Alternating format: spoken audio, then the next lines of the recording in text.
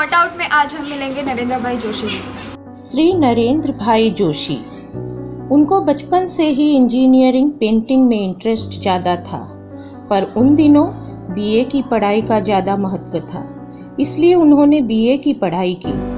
पर बचपन से ही उनको आर्ट एंड क्राफ्ट और इंजीनियरिंग पेंटिंग में ज़्यादा रुचि थी, इसलिए वो अपना ज़्यादातर वक्त उनके मित्र और इंजीनियर के छात्रों के साथ बिताते थे। आपका बचपन कहाँ पे बीता? मेरा बचपन बड़ौदा में बीता। मैं बड़ौदा में ही पैदा हुआ था और बड़ौदा में ही बचपन पैदा हुआ।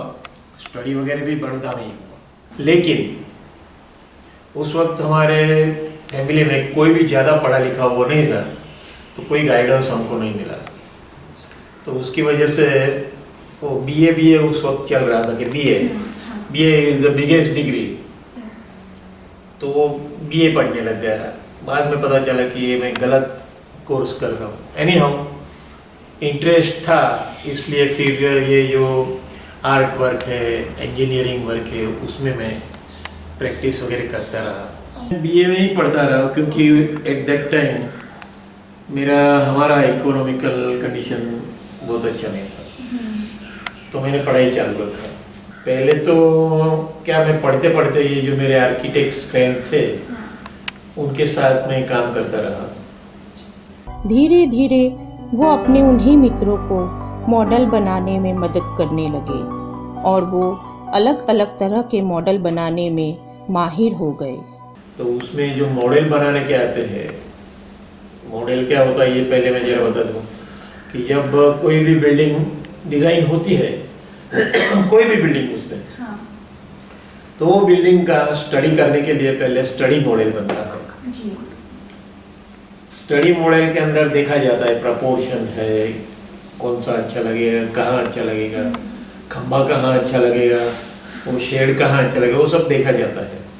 उसके बाद फिर उसकी डिज़ाइनिंग होती है। डिज़ाइनिंग होने के बाद उसको फाइनल मॉडल बनाते हैं, मिनिएचर बोलते हैं। हाँ। लेकिन वो इंजीनियरिंग है चीज़, हाँ। वो आर्ट एंड क्राफ्ट में नहीं आता है, दैट इज़ इंजीनियरिंग। उसमें मिली माइक्रोमीटर भी उसमें कंसिडर किया जाता है। तो दोस्त लोगों के साथ रह के मैं उन लोगों को हेल्प करता रहा। ऐसा मेरा ये डेवलप्ड हो गया। इंटरेस्ट तो था ही, एक जो इंटरेस्ट होता है उसमें आप जल्दी कैच कर सकते हो। तो उन लोगों के साथ रह के मैं बहुत जल्दी सीख गया। अल्टीमेटली मैं मॉडल बनाना हो गया। और उसी फील्ड में उन्होंने भरूच में जॉब भी पा लिया। तकदीर ने ऐसा साथ दिया कि वो सीधे सऊदी अरेबिया पहुंच गए अपनी एक नई जॉब के साथ। 36 साल तक उन्होंने अपना काम बखूबी किया और इंडिया वापस आ गए अपने शहर भरूच में। फिर लकीली अनलकीली सऊदी अरेबिया से मुझे कॉल आया और मैं वहाँ चला गया। मैं 36 साल तक सऊदी अरेबिया में था। अभी ये जो मॉडल बनाने की बात है वो बेकार हो गई क्योंकि कंप्यूटर आ गया है। हाँ। कंप्यूटर में क्या है कि 3D एनिमेशन।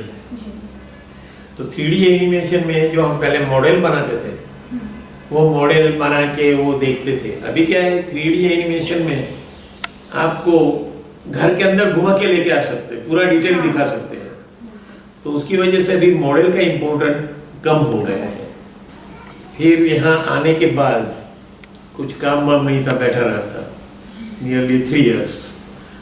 मैं सऊदी अरेबिया में था, उस दौरान मेरे वाइफ का डेथ हो गया। फिर यहाँ आ गया तो 2-3 साल कुछ काम नहीं, कुछ नहीं, समझ में नहीं आ रहा। फिर मैं इतना बोर हो गया, इधर उधर घूमता रहा था। अनलकीली या लकीली कोरोना आ गया, तो लॉकडाउन हो गया। अब नहीं बाहर जा सकते, नहीं कुछ कर सकते। तो फिर वो जो कहते हैं ना कि ब्लेसिंग इन डिस्गाइज, कोरोना में मुझे अंदर फिट कर दिया। तो अभी क्या है, टाइम पास नहीं हो रहा है। हाँ। टीवी भी कितना देखेंगे। तो अल्टीमेटली मैंने कुछ आर्ट वर्क शुरू किया क्योंकि इंजीनियरिंग का अभी कुछ काम करने का मतलब नहीं था। तो आर्ट वर्क शुरू कर दिया।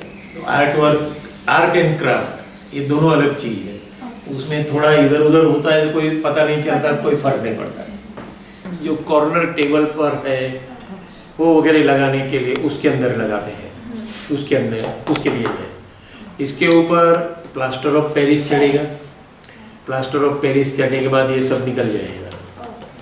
प्लास्टर ऑफ पेरिस का लेयर आ जाएगा, वो सूख जाएगा, फिर हम उसको पूरा पानी में डाल देंगे तो ये सब भीग के निकल जाएगा। ये सब निकाल देंगे और निकाल देने के बाद वो प्लास्टर ऑफ पेरिस का जो है वही रहेगा। फिर उसके ऊपर और एक लेयर लगाएंगे तो ठीक हो जाएगा। ठीक है, उसके बाद फिर उसके ऊपर कलर सैंड पेपर वगैरह मार के फाइनल फिनिशिंग वगैरह करते हैं। उसके बाद ये जो है फाइनल होगा। हाँ, तो पोर्सलेन जैसा लगेगा। सेम थिंग इसमें भी होगा। इसमें ये है कि हम निकालेंगे नहीं इसको, ये अंदर ही रहेगा। समझे? स्ट्रक्चर। हाँ, स्ट्रक्चर ये अंदर ही रहेगा और ये फिर वही काट कूट के हो जाएगा। ये एक बहुत ही डिफ़िकल्ट लैम्प शेड है, जो टाइम नहीं था इसलिए फिर मैंने बनाया नहीं। This is one of the most difficult. वो लैम्प का पूरा डिटेल है, 8 साइड कितने पीसीस चाहिए वो सब पूरा। ये बनाने के अंदर पहले एक्सपेरिमेंट करना पड़ता है, प्रपोर्शन देखना पड़ता है। नहीं तो क्या, एक लंबा हो गया है, चौड़ा हो जाएगा तो अगली दिखेगा। तो इसके लिए ये सारे पहले एक्सपेरिमेंट वगैरह करते हैं। देखो ये है, हाँ ये एक्सपेरिमेंटल है। जो बना था वो तो चला गया, ये सारे एक्सपेरिमेंटल है। अब ये बताएं कि पहले से अभी तक का सफर आपका कैसा रहा? अच्छा रहा ओवरऑल। मैं सबसे पहले बड़ौदा में जब शुरू हुआ तो पटेल एंड ग्रोवर कंपनी थी। पटेल एंड ग्रोवर, वो आर्किटेक्ट्स थे, उनके साथ काम करने लगा था। ये पटेल एंड ग्रोवर ने जीएनएमसी का हॉस्पिटल है, फिर वो जो टेम्पल है और इंटीरियर, वो सारा डिजाइन किया था। आपका कोई वेबसाइट है ऐसा कुछ या ग्रुप? अभी तो नहीं है, लेकिन I am thinking with the help of your organisation. हाँ, आपको हेल्प करनी पड़ेगी क्योंकि आई जस्ट स्टार्टेड, दिमाग में ही नहीं है।